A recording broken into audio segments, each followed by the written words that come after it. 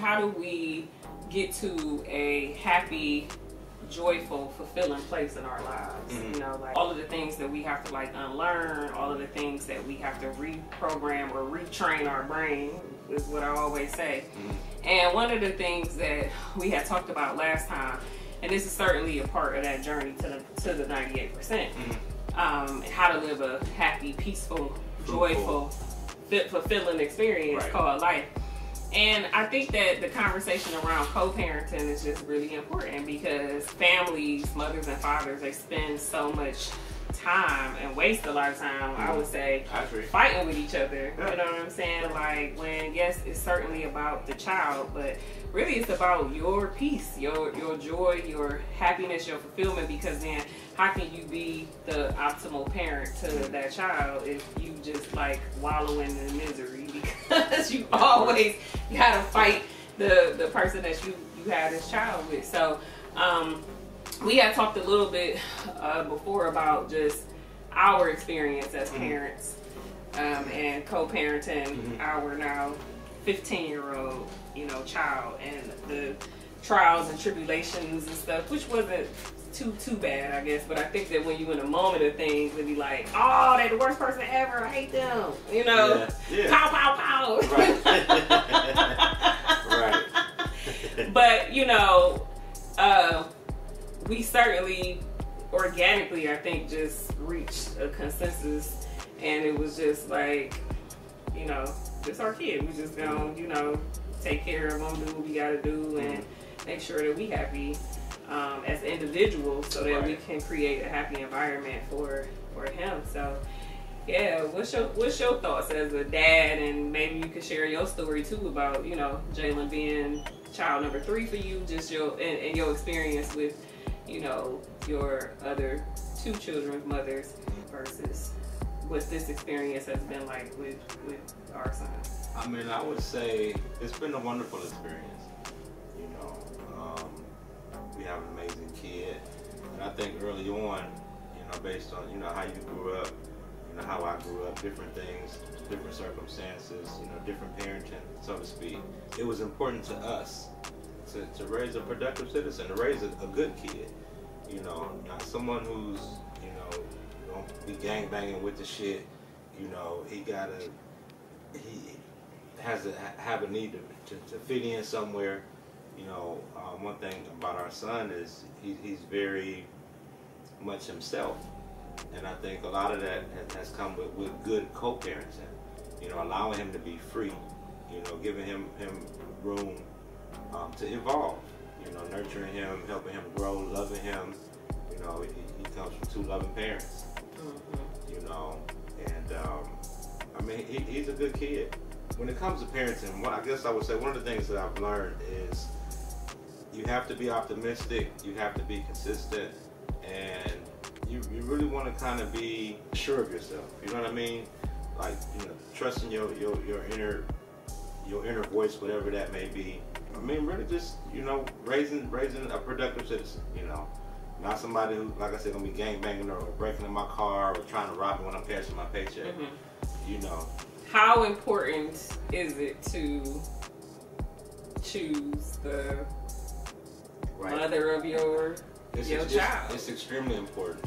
But what role does that play in the relationship between the father and the child? It plays a big role. I think maturity has a lot to do with it. Also, age doesn't define maturity. You know, an old fool was a young fool. You know, and I mean, that's one thing I regretted. You know, and I've told you that, splitting my kids up. You know, looking back now, I was still a kid myself. You know, and I would tell any kid. You know. How old was you when you said you was a kid? I was what, 20? I was in college. You know, I went to college to play football. You know, I thought I had a career, and just, you know, got sidetracked, lost my why. You know, went from not having any kids at 20 to having 2 kids by the time I was 21. You know, and it really it knocked me off track. I wasn't ready for that. Like I said, I was still a kid. So I would tell anybody, you know, you know, even our son, you know, wait till you're about 25. You know, I think that's a good age to... I tell them at 30. 30, but yeah, at least 25 though. You know, that gives you a chance to try some things, whether it's work, a trade school, or a career of some sort, you know, as opposed to I mean, you're giving up. You're kind of giving up your freedom, especially if you got the wrong baby mama. You know, I mean, and I've said this before. I mean, you have a kid, that's a life sentence. You know, people don't look at it like that or think about it like that. But it's a serious. I mean, if you got any kind of decency in you, and, you know, and family means anything to you. You know, most guys that have kids, you know, want to be involved with them. Mm-hmm. You know, and the mothers, I think, you know, child support doesn't make it any better because everything is slated. Mm-hmm. You know, it's easy for a woman to not have anything, get pregnant, she get Section 8, she get a food card, she get medical, everything that us people, men are out here working hard for. Mm-hmm. You know, and it doesn't help. Cripples families, so to speak. Mm-hmm. You know, it creates dissension within the home. You know, we've had situations like that. Yeah. You know. But so elaborate on that too, because I mean, this is certainly about being transparent because it's so many people that struggle with this. But I like, you know, what you were saying, and I had made a video recently where I was saying this, like, you know, if you can wait until you in your 30s to have kids, because you don't know who you are. I feel like I'm just now at a place in my life where I'm like, I'm starting to get a handle on life, right? Like, I'm like, okay, I think I figured this thing out. And so, and then, but my son is 15 years old. Our son is now 15 years old. This is the point of time in my life where I'm like, okay, I think I got it. Right? You know? And so it's like, you know, if I was to have more kids now, you know, it's right. It's like, I babysit.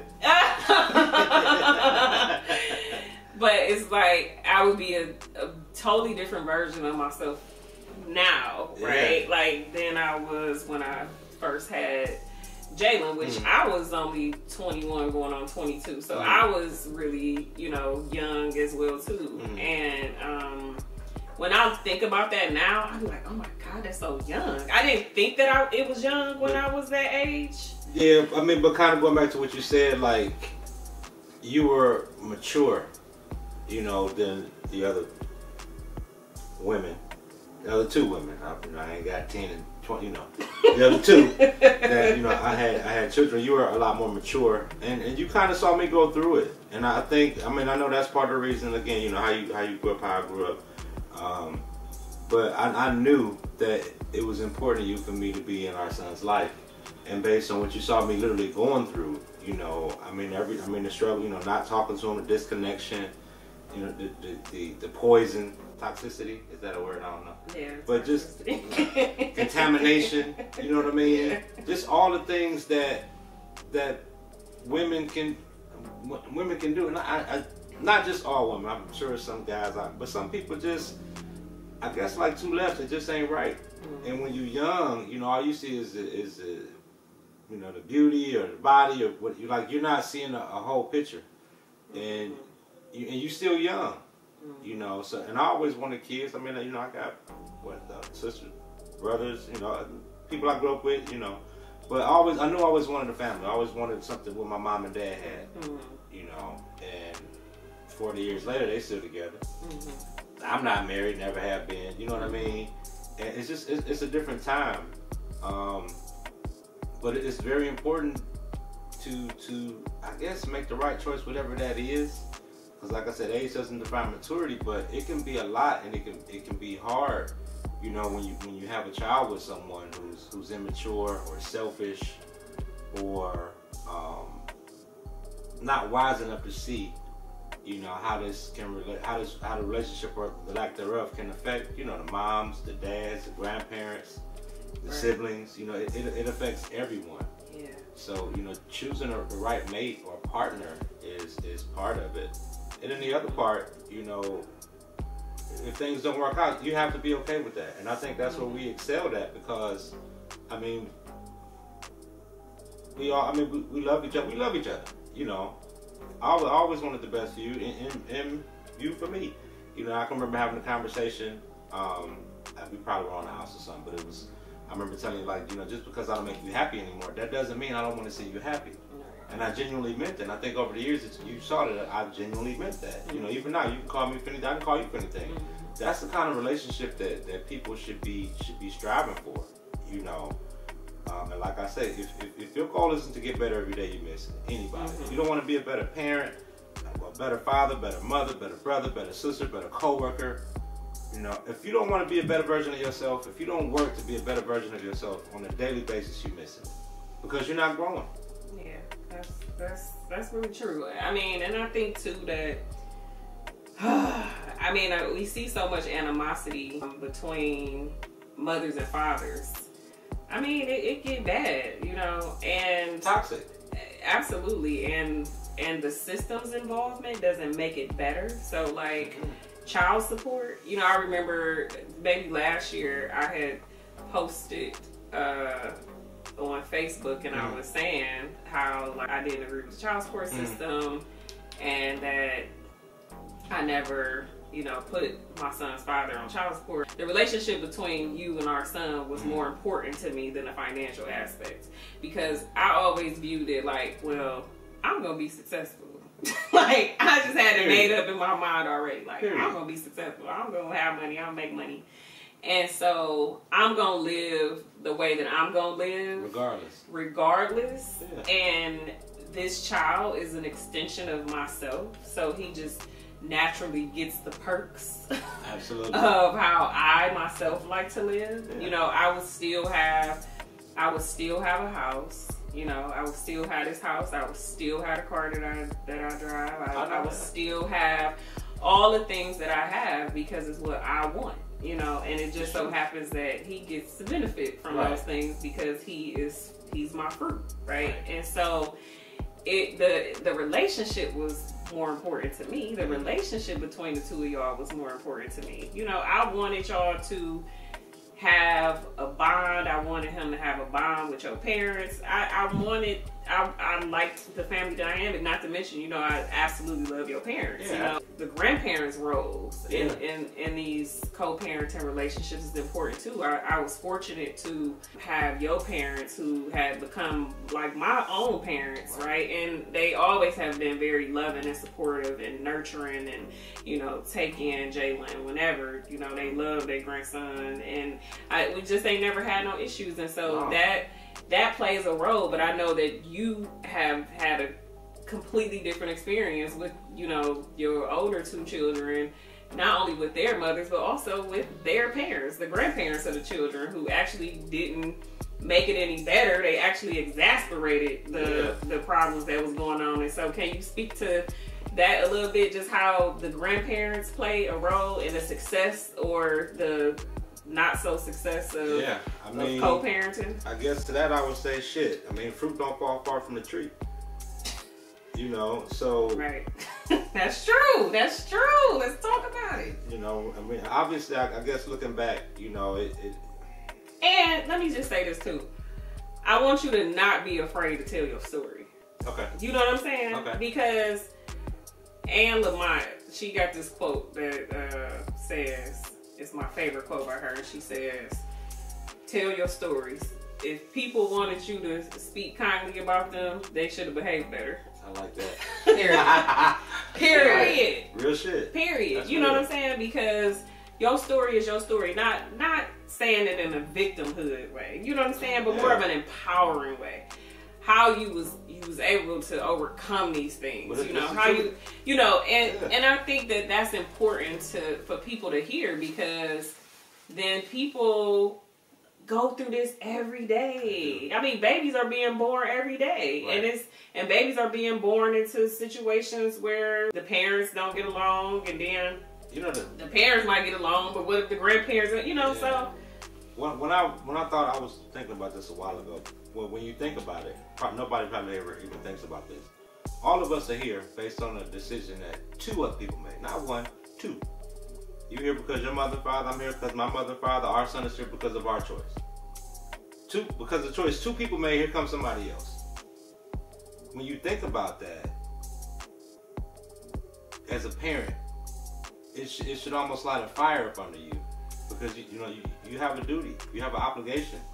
Some people, you know, take that on. Some people don't, for whatever reason, whether it's alcohol, drugs, mental health, what have you. But, you know, going through, I mean, the last 20 years, you know, my oldest son is 20. You know, we've been talking based on the fact that I had a court order. And this is another thing, another problem, another issue. You know, I know guys that got court orders to see their kids. They go get their kids, you know, the baby mama don't want to get, they call the police, you got to leave. Take it up in court. Police come, you have to leave. You know, I can remember just going and trying to get my son, me and my mom, you know, just a hostile environment.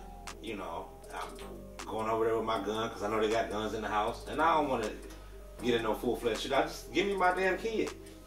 I got a court order to pick my kid up, but yet every time I come, we playing tug of war, literally tug of war. I'm pulling, my mama pulling, his mama pulling, and it shows the lack of maturity in people. I had posted this post on Facebook, and I was saying how, you know, I didn't agree with the child support system and how it was always more important that my child had a relationship with their father than it was about the money. And the comments was crazy. I mean, people was just going in like, no, cause and he helped me make this baby and all of that. And I was just saying how it actually causes more division to the family than it does to actually help support, because you don't want nobody forcing you to do something, yeah. You know, and it's times as mothers where you don't have it. So then if you ain't got it, so somebody be forcing you to have it when you don't have it, you know, I mean, and nobody discounts your mothering skills because you don't have the finances to take care of your kids. So then why do we discount the father skills, you know, because he might be unable to pay just being in a certain situation, you know, his financial situation. How does his financial situation get to dictate his ability to be a father or not? Yeah, I mean, I think that's very intentional. You know what I mean? I'm still paying child support. Well, of course, I don't pay for Jalen. But even with that, I think it was something that came up. I don't know, you may have got some, whatever. But you wrote it off. I can remember going to court, and they wanted to lock me up. You're like, no. For whatever, I wasn't working at the moment. You like, okay, you know, he's a stay-at-home dad, but he's more valuable to me and us, our son, being here. He can't do nothing for me in jail. And the judge, they locked me up. You know, and that was... They didn't lock you up. No, they didn't. Remember we went together. Like you, right? Yeah, remember we went well, together. Yeah, I do remember that. And how it's set up is that at the time, because I was only 21, going on 22 when I gave birth to Jalen. So I was on my mother's health insurance, but I couldn't put Jalen on her health insurance, and so I had to put Jalen on Medicaid. Right. And that was all of the public assistance that we was receiving at the time was the Medicaid. But because he was on Medicaid, they automatically put you on child support. Right. And I remember when they was sending the paperwork and stuff to the house, and I remember you and I we got into an argument because you thought, which naturally, when you think about it, you thought that I went down to child support on you because the way that they set it up, it says that I'm the plaintiff. Yeah, and I'm the defendant. State of Ohio and me is the plaintiff, and you are the defendant. So it looks like I did go down to child support. Like, you know what I'm saying? Yeah. So, I mean, so then imagine that. Or, I mean, not imagine it. You actually lived this experience. So it's like being in a household with this woman and your child, and you thinking in your mind, this bitch just fucking went down child support on me. I remember feeling betrayed. You know what I'm saying? Right.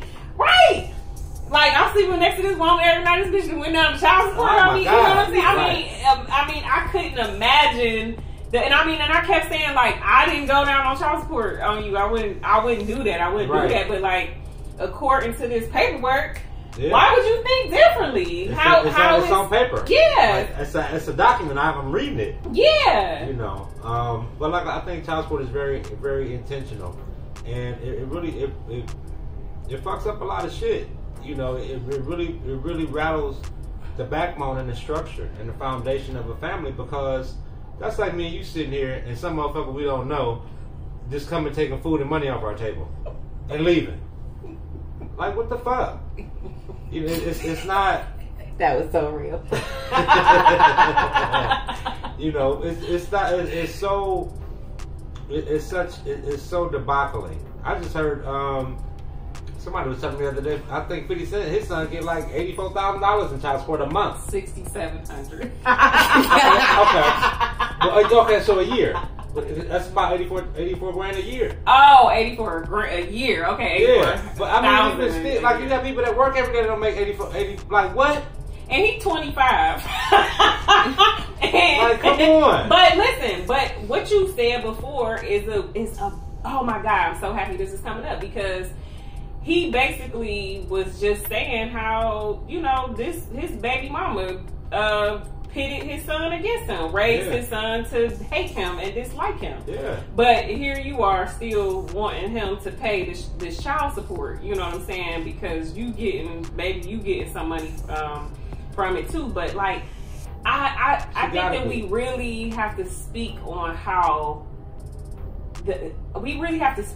important mothers are, right? Like, mothers can make or break a child. Absolutely. Mothers can instill in their child to love their fathers and, you know, have this, you know, just support or bond with their fathers. And they also can make their children hate their fathers. You know what I'm saying? Depending on how she feel about the nigga. It's scary. Yeah, depending on how she feel about him is then the energy that she's putting into this child that don't have nothing to do with the relationship that you and him had. You know what I'm saying? Because he just might not want to be with your ass no more. You know what? And that's okay, right? That should be okay. And it's like, but why is it that you have to spew this hatred into your child to make your child look at this man who fathered him or her as if he is the enemy? But you chose him. Right. You chose him. And so, getting back to this accountability thing that we don't like to talk about. In character, like you said, when somebody run up to you talking about somebody else, I'm looking at you sideways. Like, I mean, one, I'm not gonna sit up and listen to it. You know what I'm saying? But that says something about your character.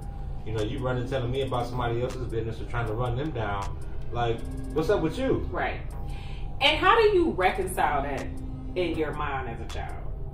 You know what I'm saying? Yeah, so like, you have to become an adult. Your mother is your world. We talked about this. You know, I remember saying, I was telling you that my mom was my first girlfriend. Yeah. I think I was probably about 2 or 3, and I told my mom I wanted to marry her. I said no, like, and I had no one like, wow, you so good to me, you treat me good, you take care of me. Like, I want to be my wife. Not understanding that, 3 or 4 years old, Yeah. What your daddy say? He laughed. But that's something that, even now, me and my mom joke about. And you know how instrumental my mom has been in my life. As far as being positive, being upbeat, working hard, being kind to others, being good, being helpful, just everything on a positive note. And you need that, whether people realize it or not. You need someone to pour into you, especially as a child. As you get older, especially us, we have to be careful who we pour into. But first and foremost, if you have a child or you got children, you should be pouring into your children. And that's why I tell our son, I care about how you feel. So I'm always willing to talk to him, listen. Like we was talking before we started, he was saying he wasn't thinking. And I said, well, you got to think. 2, if you have trouble thinking or whatever, then seek counsel. You got your mom, you got me. So you're never alone. And I think, when kids have that support, have that foundation, it gives them a tremendous amount of confidence. Yeah. I can imagine that it's difficult to reconcile in your mind. Maybe when you get older. Let's say that your mother has raised you to hate your father, right? And you get older and you start to form a relationship and a bond with this man, and you realize, like, you know what, he actually pretty cool. He actually already got. Yeah. How difficult that must be for this child then to reconcile in their mind that their mother, who they have held to such a high standard, has tainted them in this way, like pitted them against or created this image of their father that really wasn't the truth, or maybe from her perspective or whatever it is, I mean, I think that it goes both ways, because I think it's also important that we even talk about, you know, how fathers treat the mothers of their children. I think it's important for kids to see the father treating their mother with respect. Mm-hmm. You know, I think that, and it's important, of course, that goes both ways, that the child see the mother treating the father with respect. But, you know, we also know that it's fathers out here who, you know, have no respect for the mothers for whatever reason. You know what I mean? And it goes both ways. Yeah. You know, I guess, like I said, maturity. You know, like I said, an old fool was a young fool. And, you know, just because someone has the years, so to speak, doesn't mean that they're necessarily mature. Mm-hmm. You know, and two, you know, a lot of people, you know, go through things and deal with it on their own, never realizing that they've never really dealt with it, and it festers throughout their life. And that's why, you know, like I said, some people, like I said, if you're going to get better, you're not growing. And I'm sure you know, I know people who, I mean, they're alive physically, but they died a long time ago. Ooh. You know, whatever. You may have been molested, or something may have happened in your childhood, your youth, whatever. You know, losing a loved one, a parent, or, you know, if you don't deal with those things, ultimately, I think it weighs you down. I can remember having a conversation a couple years ago when I was doing sales, and I talked to a lady. I think she was down south. She said she was about 63, and I never forget this. She said her and another girl had witnessed a lynching, and she said she hated white people. From that time, she was probably a teenager, give or take. So for 50 years at least. She hated white people, couldn't stand white people, didn't like nothing about them. And she said that at some point, she realized that she had to let that go, because she was carrying that around. And people don't realize what they're carrying around, because it's not physical, it's not tangible, can't touch it. But it weighs on you. It weighs on your mind, it weighs on your heart, it weighs on your spirit, it weighs on your health.